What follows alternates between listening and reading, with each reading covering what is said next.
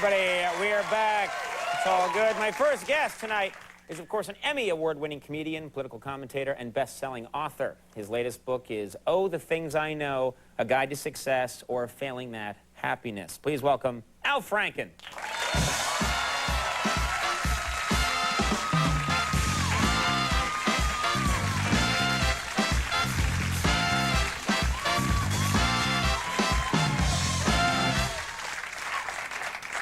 It's a crazy world we live in, Al, these days, and we need someone like you to make sense of all of it for us. Yes, we do.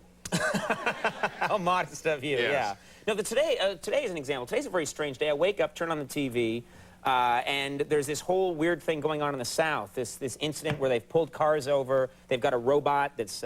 You sleep late. Yes, I sleep very late, yeah. It was these three Mideastern guys. A woman overheard them talking in a Shoney's in Calhoun, Georgia. I don't know, evidently she got suspicious when they ordered the hummus platter. And, not popular at the Shoney's. No. So they were talking about something, and they got stopped in Florida, and they searched them, and there were no bombs or anything in the car. There, Noelle Bush, Jeb's daughter, was in the trunk.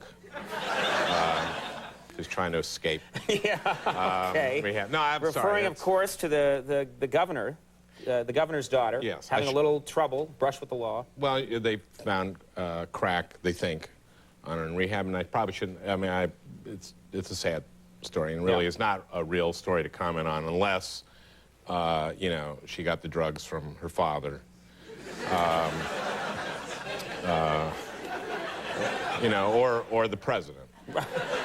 And that's really unlikely. Well, that would be a big story if the president... It would be a huge story. Yeah. If, you know, he comes down to Florida a lot ostensibly to be doing fundraisers for Republicans and his brother, and then if he was slipping her crack, then it would be a legitimate story to comment on. Right, but until that time... No, you wouldn't want to do that. Yeah, yeah. They do. One thing that's very odd is that the state of Florida, they found the crack on Noelle Bush. The state of Florida is having trouble counting her crack. It's just an odd... It's a strange thing. Yeah. They would have trouble doing that. Administration seems to be lacking consensus on what to do in Iraq. That's the sense that we laymen There's get. some conflict going on between, like, Rumsfeld and Colin Powell, and there's some actually leaking, which the president hates. From the State Department, it was leaked that that they're thinking of naming it Operation Finnish Desert Storm. And the White House leaked, somebody in the White House leaked there was Operation We Wouldn't Have to Do This If Poppy Hadn't Screwed Up, which is, I think, a very... But, you know, this is a strong team. I mean, when Bush came in, everyone said this is a strong team, Rumsfeld and Powell and Cheney. But ultimately, you know, the president has to make these decisions. And this is, you know, whatever you talk about Bush's strengths and weaknesses, he did not know a lot about foreign policy coming into the job. And this is an actual true statistic. When he was inaugurated, George W. Bush had had fewer trips overseas than Cheney had had heart attacks. That's true. Yes, he had had 3 trips overseas and Cheney had had 4 heart attacks. That's true.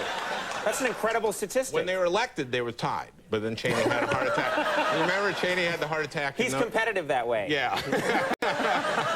He had Eggs Benedict. Do you find, what do you think about Rumsfeld? What's your take on the man? Well, he's a hard ass, and he's very confident.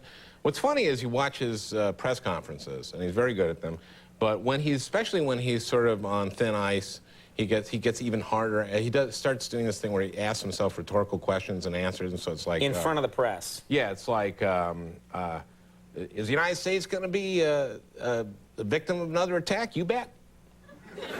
Are there going to be massive casualties? You can count on it. Do we know when and where? Not a clue. Could it be a nuclear reactor? Sure. Football stadium? Oh, you bet. Reservoir with plutonium, poison with plutonium? Sure. And that would work. Oh, God.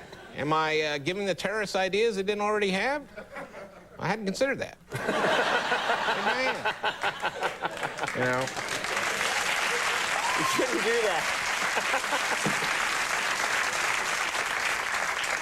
Do we know if Osama's dead or alive? No. No, we don't. If we found his body, would we put it out there? Sure. In a second. Would we cut off his genitals, put them in his mouth, take a picture of it? Give it to Al Jazeera to show to the Arab world? Yeah. In a second. So he's a tough guy. He is. He's a tough guy. What do you personally think? You're a smart guy. You read every newspaper. You're up on these things. Do you think that we should bomb Iraq? Sure. No, I don't. I actually am very confused. You know, I don't know why we're doing it now. I suspect some political motives, but that's a terrible thing to say. I'm not sure what the repercussions are. I think we need a long discussion on this. And I find that, you know, people like Brent Scowcroft and Eagleburger, thoughtful people have, Kissinger, for example, I watched him a couple times and I can't figure out where he stands on it. Mm-hmm. And he seems to drone even more than he ever did. I saw Kissinger the other day, it was like this. The president must make the case that Saddam possesses weapons of mass destruction and that he poses an imminent threat, not just to the region, but the entire world, so that you're getting sleepy. Very sleepy.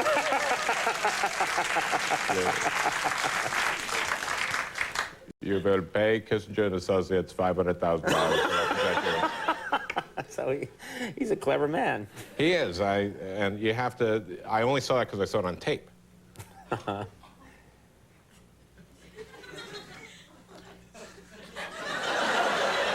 don't even know what that meant. Neither did I. I don't know. Before we go, quickly, the color alert system, the terror alert system. Yes. Where are we now? Because I'm getting code confused. orange. We're code orange. Yeah, it's interesting. We have not been, and I think that's part of the reason why these guys were stopped today, that we are we have not been asked to sacrifice a lot in this country. We've been at war a year, but one of the sacrifices is to be on a state of alert, and orange is the second highest state of alert, but it's the highest state of alert at which you can still go shopping. And code red is the highest state of alert, and President Bush wants you to shop online on code red. Yeah, it's a good system. Keeps the economy rolling along. And the sacrifice. Yeah. And sacrifice by buying. But when you awake, you'll be rested but slightly bored. That's the last thing Kissinger said when I woke up. Oh, the Things I Know. That's my latest book. That's your latest book. It's by Al Franken. It's a guide to success or failing that happiness. Go out there and get that book. He's a funny man. Al Franken, thank you very much. Conan, thank you. Always good to have you. Jason Lee coming up. We'll take a break. We'll be right back.